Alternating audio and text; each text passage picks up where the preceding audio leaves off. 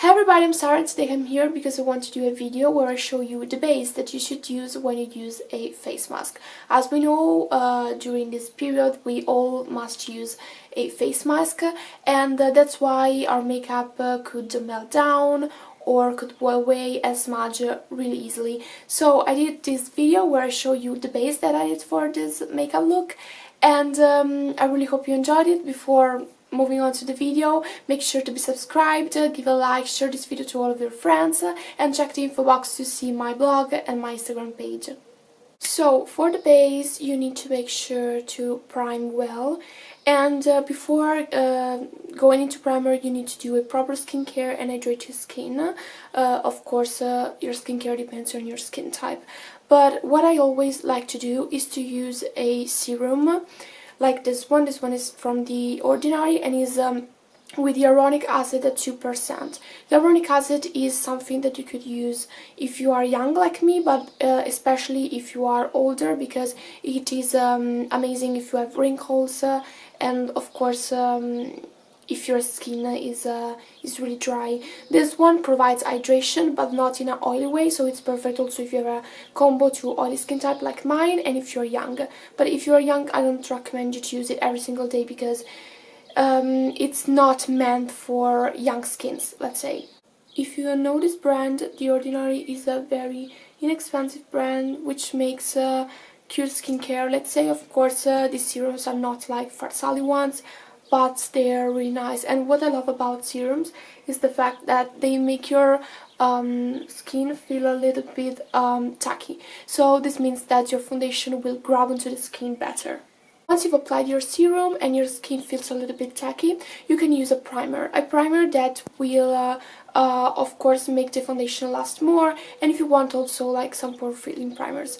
I think today I'm going to use this NARS one, which is the Pore and Shine Control Primer, a little bit on my T-zone, but if you want you can use it, of course if you want that the foundation lasts more all over the face, you should use it also a little bit more on this cheek area and on the chin.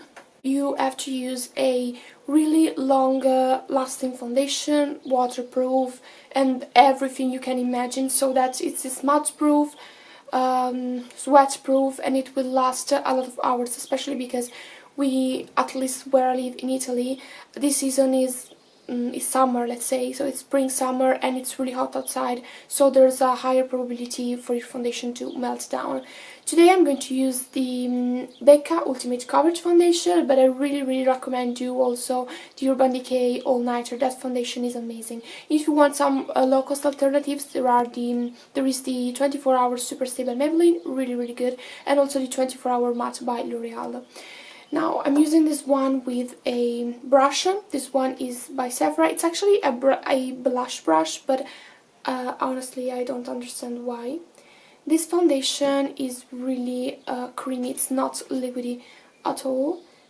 This is a more full coverage foundation, but if you want a more light coverage alternative, maybe you should check some waterproof foundations such as the Makeup Forever one or the Max Face and Body. Also Dior makes one. So there are a lot of alternatives. I don't know about low-cost foundations because I haven't seen any low-cost brand that has made a foundation which is very lightweight and watery but waterproof and long-lasting at the same time.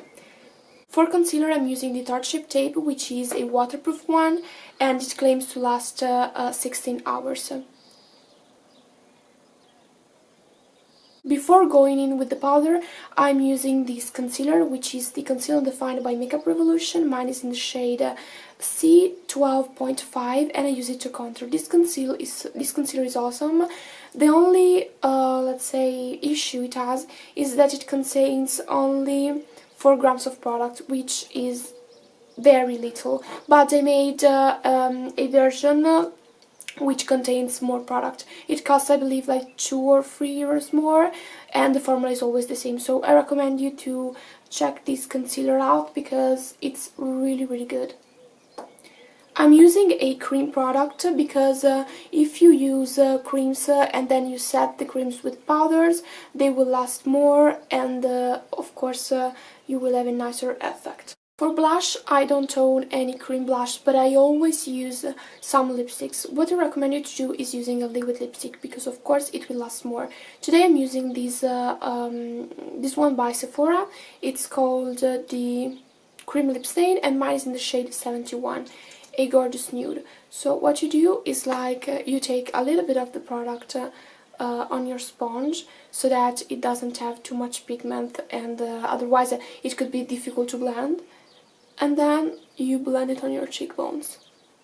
I don't own any liquid highlighters, so I cannot use one, but if you have it, of course, you should use it. Now I'm going to set everything, first of all, with a loose powder.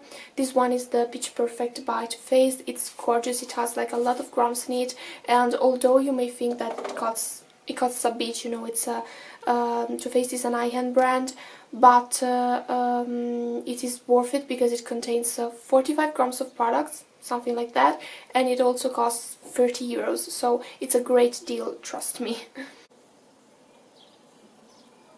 Now we're going to powder even more with a compact one, also which must last a lot of time or be waterproof, such as this one. This one is the Superstay by Maybelline. Now everything is cancelled, but trust me, and mine is in the shade 21 Nude.